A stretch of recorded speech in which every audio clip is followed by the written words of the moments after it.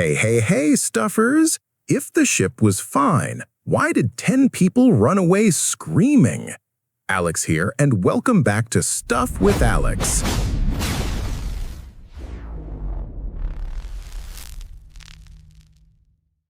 For 150 years, the tale of the Mary Celeste has been the definitive ghost story of the sea, a riddle wrapped in an enigma wrapped in an old, salty blanket. It's the story of a ship found floating in the Atlantic Ocean 400 miles east of the Azores on December 4, 1872, with everything exactly where it should be, except the people. They found 6 months' worth of food and water still stocked. They found the crew's personal belongings, clothes, and even their money untouched in their quarters. The cargo, 1,701 barrels of industrial alcohol, was largely intact. The logbook was there. The sails were partially set. The ship was, by all accounts, perfectly seaworthy. This isn't a mystery about a monster that ate a crew. This is a mystery about what could possibly scare a respected, Christian Captain Benjamin Briggs into abandoning a perfectly fine vessel containing his wife, Sarah, and their 2-year-old daughter, Sophia.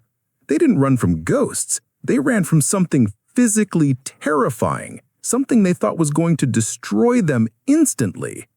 Investigators pored over the evidence for decades, searching for signs of violence, struggle, or fire, and found none. But here is the critical fact that broke investigators for 150 years. The most likely culprit was an explosion, and not just any explosion, a clean, violent, world-ending flash of flame that instantly vanished, leaving zero physical evidence of fire, soot, or scorch marks. It was the perfect, invisible chemical bomb that terrified 10 souls into abandoning ship, convincing them that the next blast would take the entire ocean with it. The story of the Mary Celeste is less about a single voyage and more about a vessel that was, frankly, born under a bad sign.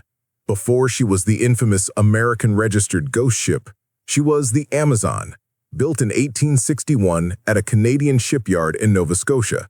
Crucially, she was the very first ship built by that shipyard, which, if you've ever seen a pilot episode of a TV show, you know means they were still working out the kinks. The ship's early life reads like a highlight reel of maritime misfortune.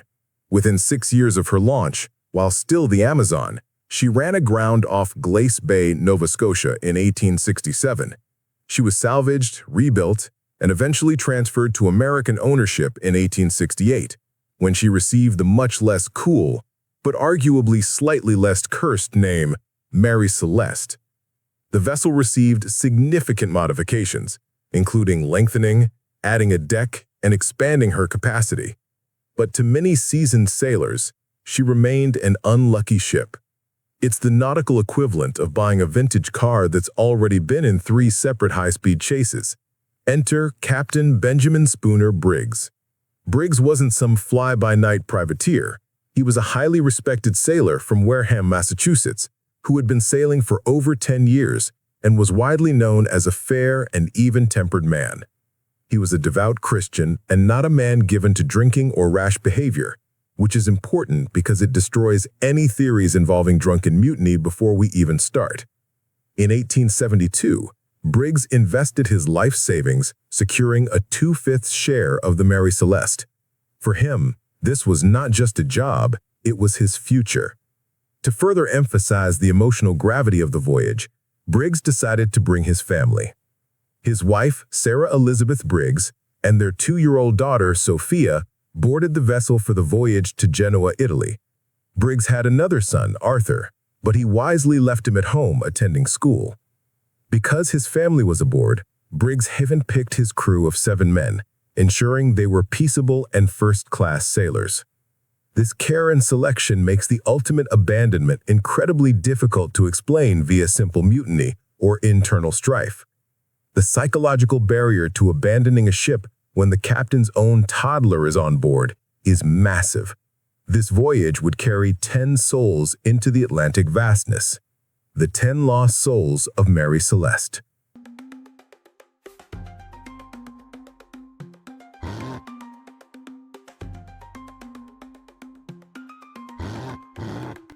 Drop your wildest theory in the comments.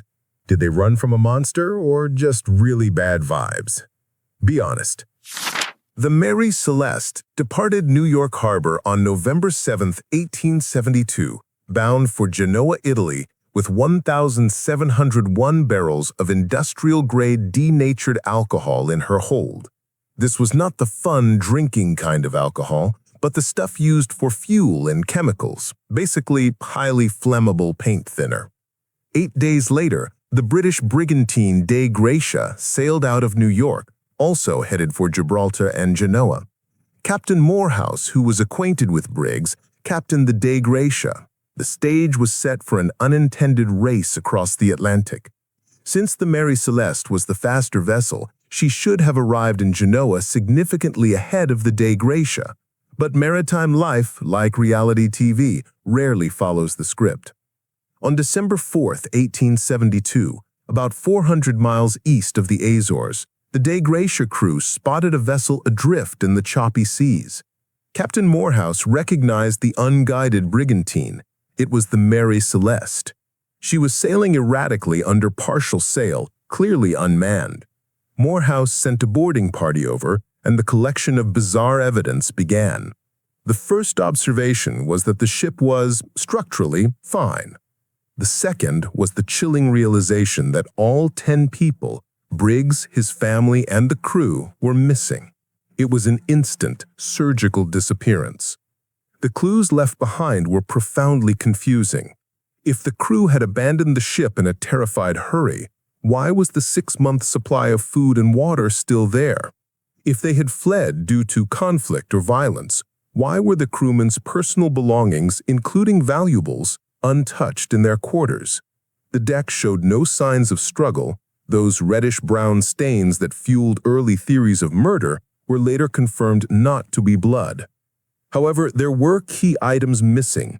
The ship's log was found, but the crucial navigational instruments, the chronometer, the sextant, and the ship's register and papers were gone.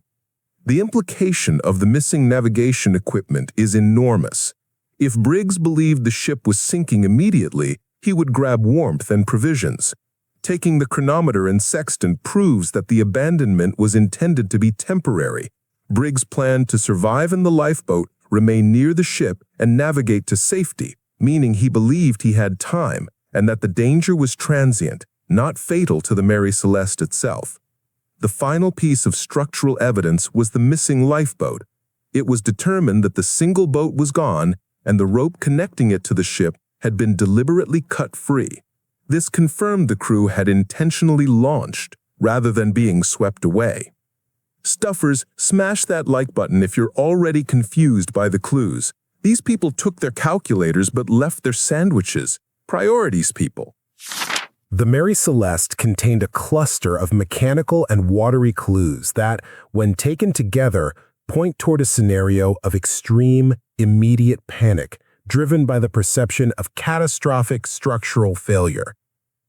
The boarding crew noted there were approximately 3.5 feet of water sloshing in the ship's bottom. While this sounds bad, for a wooden brigantine of the Mary Celeste's size and age, taking on some water, or making water in nautical terms, was relatively common. However, 2 associated pieces of evidence amplified this threat dramatically.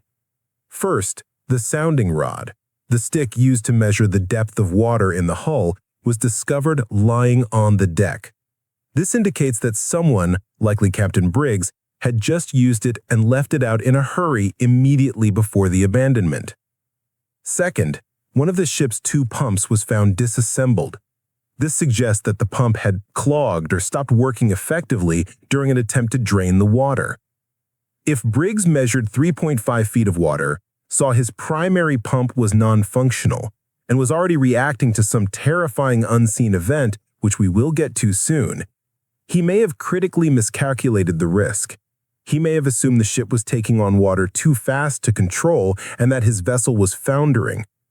In the context of a potential structural crisis, his decision to temporarily abandon ship to await rescue or watch the ship stabilize becomes tragically understandable. It was a failure of data interpretation, not a failure of courage. Following the discovery, the Dei Gratia crew, having risked their lives sailing the derelict ship into Gibraltar, applied for a salvage bounty. What followed was a 3-month investigation known as the Gibraltar Salvage Inquiry. The legal teams, especially the Advocate General, were immediately suspicious. They entertained possibilities of foul play by piracy by the Dei Gratia crew or mutiny by the Mary Celeste crew. The court was essentially saying, this ship is too clean. Something criminal must have happened. The investigation found no concrete evidence of foul play involving the salvagers. Yet, in a move that demonstrates the deep suspicion surrounding the case, the court awarded the Dei Gratia crew only 1/5 of the Mary Celeste's insured value. This low award confirmed the lingering institutional belief that the story was somehow incomplete, if not outright criminal. This bureaucratic paranoia, fueled by a lack of bloody evidence yet an overabundance of weird clues, perpetuated the myth of violence. It solidified the notion that the crime must have been perfect, rather than realizing the truth was simply a catastrophic mistake caused by physics and fear. Because the real clues, a missing pump and a rod on the deck, are about as dramatic as watching paint dry, the human imagination, particularly the 19th century imagination, filled the gap with fantastic Gothic horrors. To create a deep dive, we have to address and gleefully destroy the most absurd theories. The simplest explanations for an abandoned ship are mutiny or piracy. However, the evidence immediately sinks these theories. Piracy is debunked by the fact that the cargo, 1,701 barrels of alcohol, was intact. Seriously, what pirate crew, after staging a violent takeover in the middle of the Atlantic, decides to leave the vessel and all the crew's money behind, but meticulously sails away in a tiny lifeboat? They were not pirates. They were apparently really bad professional art thieves who missed the masterpiece. Mutiny is similarly implausible. Captain Briggs was described as fair, even-tempered, and well-respected. He had his wife and toddler on board, which typically inspires the crew to maintain order, not launch a murderous rebellion. Furthermore, there was no sign of a struggle, and if the crew had murdered Briggs, they wouldn't have fled the perfectly fine ship leaving their valuables behind. They would have claimed the vessel. The longevity and popularity of the murder theories are largely due to the great Sherlock Holmes creator Arthur Conan Doyle. In 1884, Doyle wrote a short story titled J. Habakut Jephson's Statement, based on the mystery. He famously misspelled the ship's name as the Mary Celeste, a spelling that persists today, and concocted a narrative involving a vengeful ex-slave and a murderous plot. Doyle's dramatic fictionalization provided the bloody, satisfying closure the real facts lacked, cementing the idea of murder and mutiny in the public mind. Fiction, in this case, became far more viral than reality. Then we reach the truly unhinged explanations. We must, of course, address the Kraken, the giant octopus that supposedly ate the crew and, as dessert, enjoyed the sextant and a lifeboat. This is only slightly less believable than the most famous hoax of all. In 1913, a diary surfaced, supposedly written by a stowaway named Abel Fosdick. Fosdick claimed Briggs, his devout Christian captain, made a sudden, inexplicable bet with his crew that he could swim the Atlantic fully clothed. According to the diary, Briggs dove in, a viewing stage collapsed, and a pack of starving sharks materialized out of nowhere to consume the entire party. Fosdick, the sole survivor, hung on to a beam until he reached Africa. This story, which sounds less plausible than a Scooby-Doo episode, was actually believed by some readers, proving that the 19th and early 20th centuries were peak fake news periods. Fosdick naturally never existed. Drop your wildest theory in the comments, but if you say the swimming bet, you get the digital plank. Don't disrespect the good captain like that. If it wasn't pirates, mutiny, or sharks, the answer must lie in the confluence of the cargo, the water, and the psychology of terror.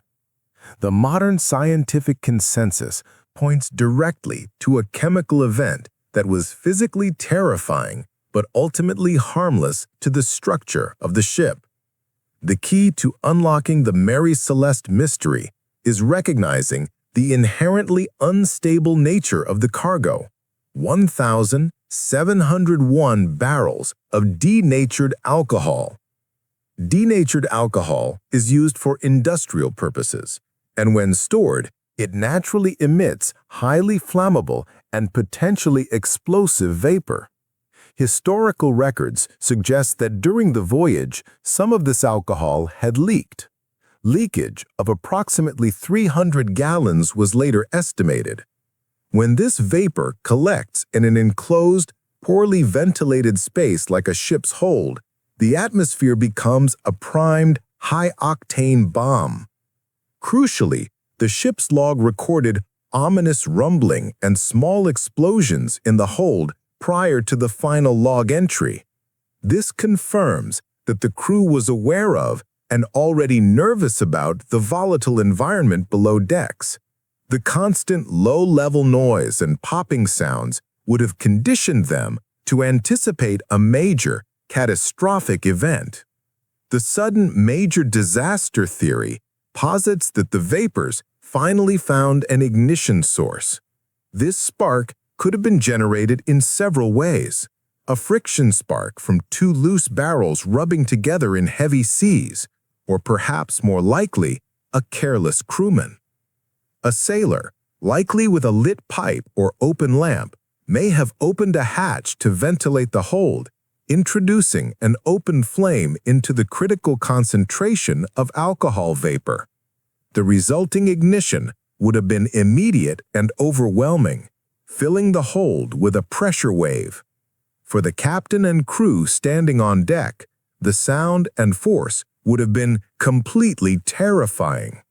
Hatches could have been blown open, leading to an immediate, visceral belief that the ship was disintegrating from the inside out. But how do you have an explosion without burn marks? That's the question that stumped investigators for a century. The scientific answer to the absence of scorching finally emerged in 2006 when Dr. Andrea Sella of UCL Chemistry conducted an experiment for a documentary, replicating the conditions of the Mary Celeste hold. Dr. Sella constructed a replica of the ship's hold and used butane gas to simulate the alcohol vapor explosion, placing cubes of paper inside to represent the wooden barrels. When the gas was ignited, the result was a massive, fast-moving conflagration, a huge blast that sent a spectacular wave of flame upwards. But the crucial finding was this: neither the paper cubes nor the replica hold showed any signs of burning, scorching, or residual soot. Dr. Sella explained that the resulting event was a pressure wave type of explosion. Because the ignition consumed the highly flammable vapor so quickly and cleanly, the explosion involved an intense but extremely fast wave of heat and flame. However, behind it was relatively cool air. The blast was violent enough to dislodge the hatches, but it did not last long enough to heat the wood or the barrels to their ignition point. In essence, it was a terrifying sound and pressure event that instantly vanished, leaving the ship pristine. This scientific breakthrough solves the central paradox of Mary Celeste. It fits the facts perfectly and explains why the captain would be so keen to get off the ship immediately. The final tragedy can now be reconstructed logically. The event, a pressure wave explosion, occurred, terrifying everyone and possibly dislodging some planks in the lower decks. The miscalculation. Briggs, seeing the physical effects, blown hatches, terrifying noise, immediately uses the sounding rod found on deck and reads 3.5 feet of water. He concludes the ship is structurally compromised and sinking, especially since the pump is now disassembled and useless. The decision. Briggs orders immediate, temporary abandonment, believing the only safe action is to wait out the danger in the lifeboat while keeping the vessel secured via a tow rope. He grabs the essential navigational instruments, the sextant and chronometer, planning to navigate back to safety once the air cleared or the perceived leak slowed. This analysis confirms that the crew was not running from ghosts. They were running from a chemical disaster that masqueraded as a structural collapse. The unsolvable is solved. Evidence versus the pressure wave theory.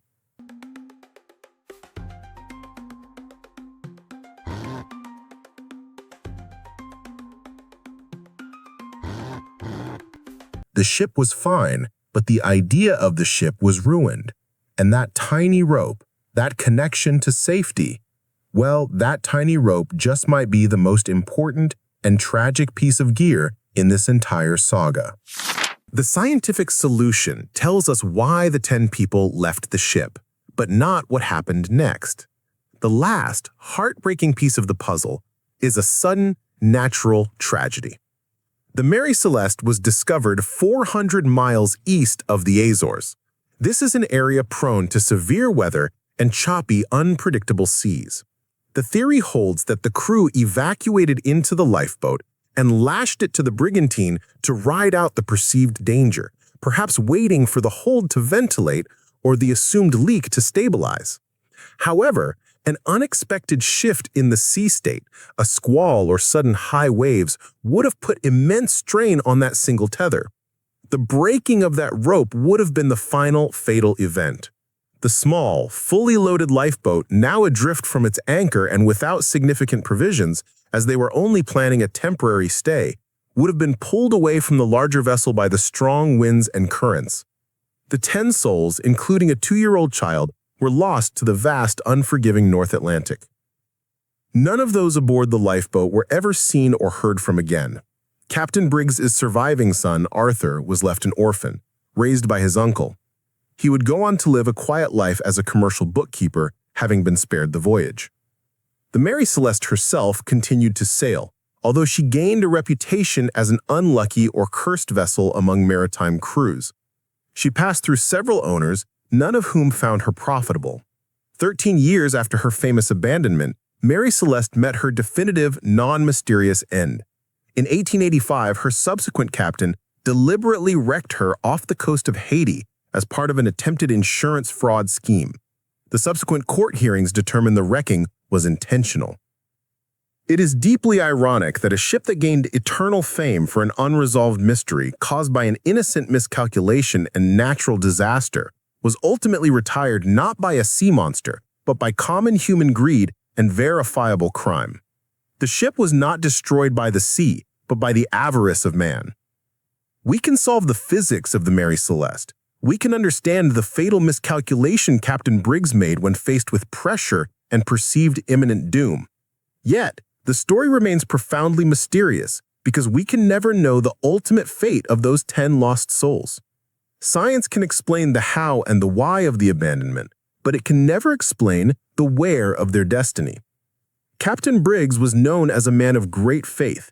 He dedicated his life to his craft and his family, operating with integrity. His story, and the story of the lost crew, reminds us that even when human wisdom fails, when the elements conspire against us, and when our destiny is obscured by the vastness of the sea, there is a promise of ultimate resolution. The sea keeps its secrets well, but the mystery of man's final destination remains a universal truth that transcends the waves. For those lost souls swallowed by the ocean, there is an assurance that no life goes uncounted. As it is written, Revelation chapter 20, verse 13, "And the sea gave up the dead who were in it. Death and Hades gave up the dead who were in them, and they were judged, each one of them, according to what they had done." Okay, thanks for watching. Peace out. Goodbye, guys.